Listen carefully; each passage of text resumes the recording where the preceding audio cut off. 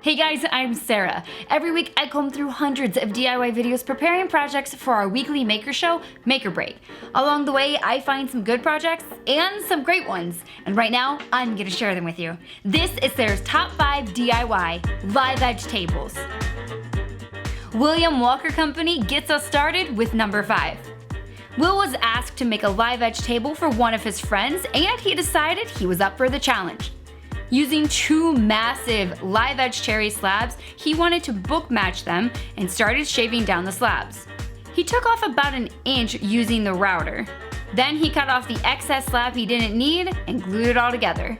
Next he made the butterfly keys, verified that they fit, and then glued and beat them into place. He filled the cracks with black epoxy, sanded it down, then added finish to the tabletop. Look at that color pop! He makes this look so simple. Number 4 is the Wood Whisperer.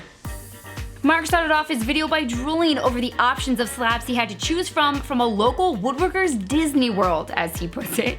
After choosing the walnut slab from the huge selection, he got it home and starts filling in and repairing all of the small areas that needed attention.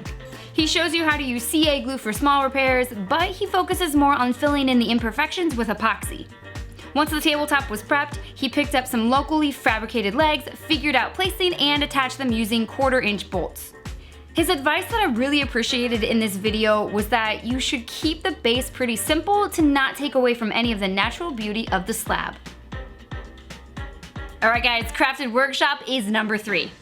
Johnny Brook collaborated with Mike from Modern Builds and Cressel from Maker Size to make this out-of-the-box creative version of a live edge table. First things first, they went to pick up a huge red oak slab from a local slab dealer. The piece they selected had a couple large voids that would be perfect for their crazy idea of filling those voids with molten aluminum. Are you kidding me? They used scrap aluminum and melted them down in a backyard foundry, which is also just awesome. Then they used trial and error and found the best way to pour and fill in all of the voids. That is so gratifying to watch.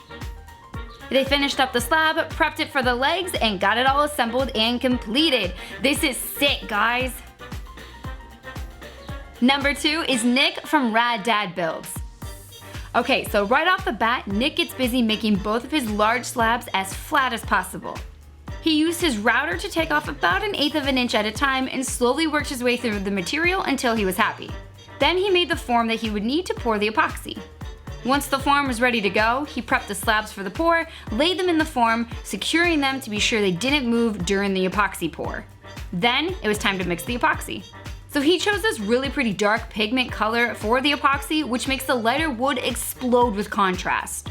Finally, he adds the metal table base, and this project is complete. Nick, if you need a better place to store that, I'm sure I can find a place in my house somewhere. Just kidding, you can keep it. But awesome job. Finally, coming in at number 1 is John Maleki. Mr. Maleki is known for making giant beast mode projects, and when it came to making a unique live edge table, he did not disappoint. Like most woodworking projects, he started with prepping the slab using a router jig and slowly taking a pass at a time until he was happy with the slab's thickness. He decided instead of using epoxy to fill in the river portion of this live edge river table, he was going to customize an inlay piece of blue glass. He maps out where the glass will go, then moves on to cutting down the slabs to their final dimensions. Once he had the slab ready to go, it was time to fabricate the steel legs. And after collecting all of the individual pieces for this project, it was time to put it all together, and the final outcome is stunning. Alright guys, do me a favor and like this video, and if you have not already subscribed to Builds and Boxes yet, please go do that now and then hit the bell so you don't miss any of our shows that come out during the week. You can catch me every Friday at 5 p.m. for the Power Tool Week in Review with Rob, and every Saturday at 6 p.m. for our next episode of Make or Break. We'll see you then.